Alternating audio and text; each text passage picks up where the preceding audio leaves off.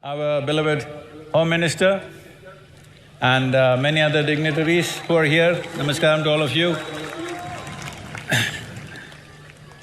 Well, in every government there are ministers and ministers, of course, but after independence, post-independence, there was one minister who was also a home minister. Without him, the nation wouldn't have gotten consolidated. You know who I'm talking about. So, what Sardar Patel did at that time to put the nation together was one of the most significant acts post-independence. Otherwise, we wouldn't be one country, for that matter. Though the misfortune of partition happened, still whatever could be mopped up and put together as one nation was done. But since then, many developments, political, secessionist and various other kinds of things, even small constitutional disruptions happened where the nation, though was one nation in paper, in many ways, there were parts of the country which were not really in control of the ruling dispensation. I have to say, our present Home Minister, what's done is in some way a reflection of what Sardar Patel did at that time, once again stitching up the nation together. As all of you know, that slowly things were happening in the country, that every month there used to be a bomb blast. Next, where is the menu? Hyderabad, Bangalore, Mumbai, Pune, you name it. You have not heard of such things for last 10 years. Thanks to all the agencies, forces and above all, the one who leads them, our beloved Home Minister, and the determined hand with which he has handled this, has done many things, and parts of the country which were almost not like our country where militancy ruled, today largely is in control, and he has made a promise by 2026 completely that problem will be over, and we're all with you, sir, to fulfill that promise. And above all, a complete reintegration of Kashmir as a part of India.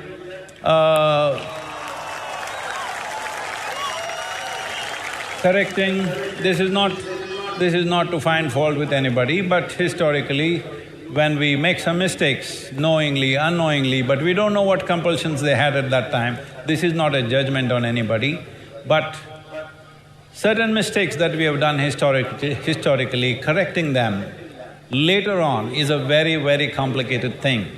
And this Articles 370, abrogation of that and bringing peace to the state, making it normal, almost normal, I would say. Today, lakhs of tourists are traveling to Kashmir. They're inviting me to come and play golf in Kashmir. I don't know when I'm going. Home Minister should tell me when it's right for me to go.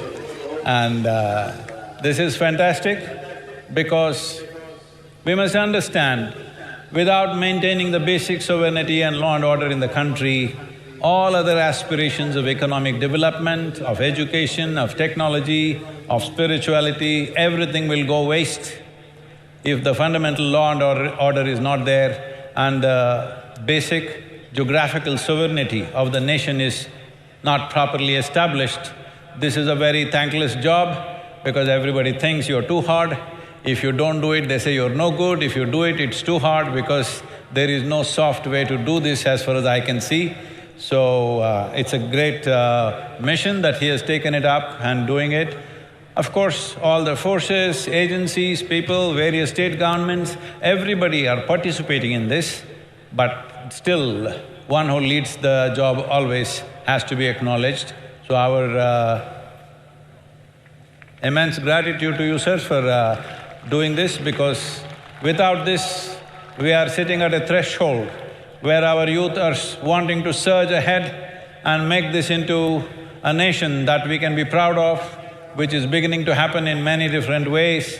In the Committee of Nations today, we have a significant place which we did not have 25, 30 years ago for various reasons, but bringing stability to the basic sovereignty of the nation, the geographical integrity of the nation, and law and order in the country are most vital, otherwise the picture that it gives is too bad. But this is Mahashivratri.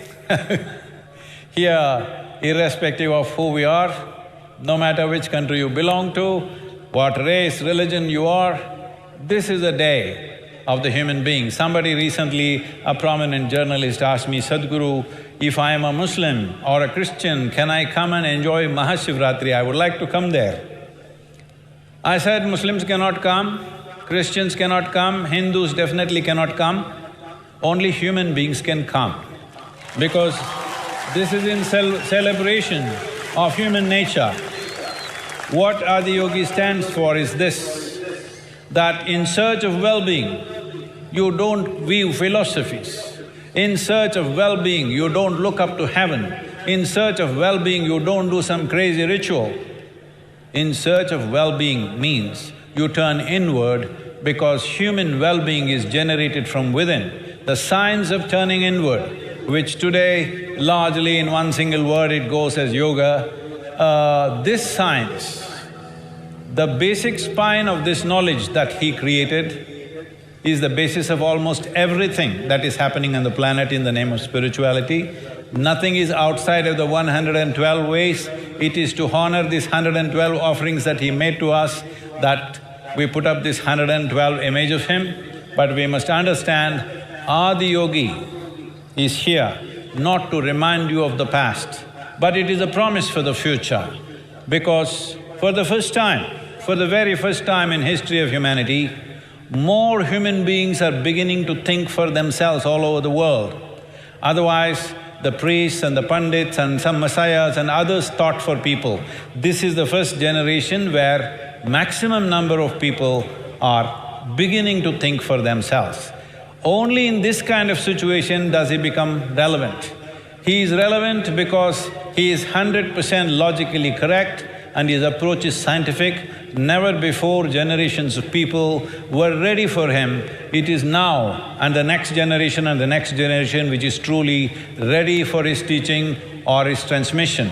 So, Adiyogi will be coming up in many corners of the nation. We already have one in Bangalore. Our Deputy Chief Minister of Karnataka is here. Namaskaram, Shivakumar.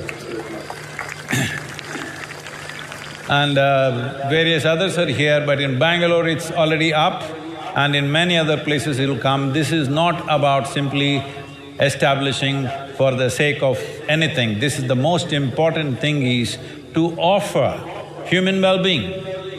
To offer human well-being as a technology, not as a teaching. To transmit well-being as a technological process, that is, human body is the most sophisticated mechanism.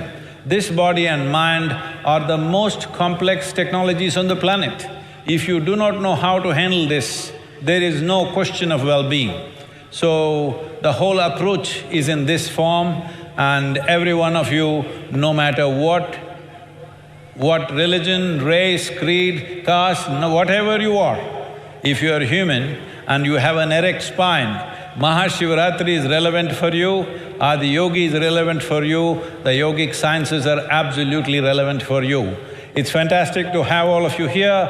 This is a full night Odyssey, you know that. Hello? Already slept off? What? Yeah, I want to see some life. What is this full night?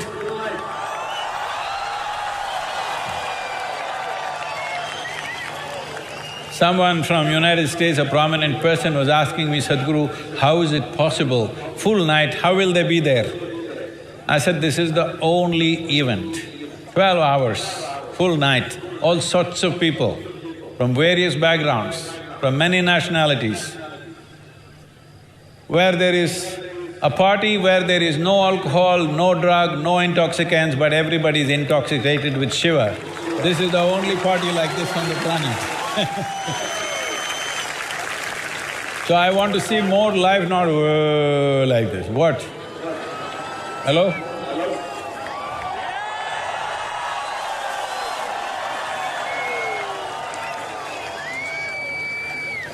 Our Home Minister is a very lively person, you can't put him down. I want to show you… I want you to show more life, what you are made of.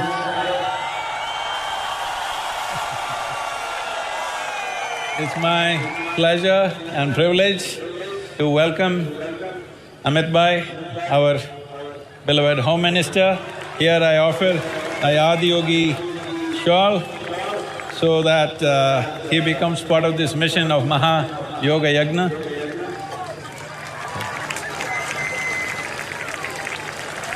And I request Amit Bhai to say a few words, please.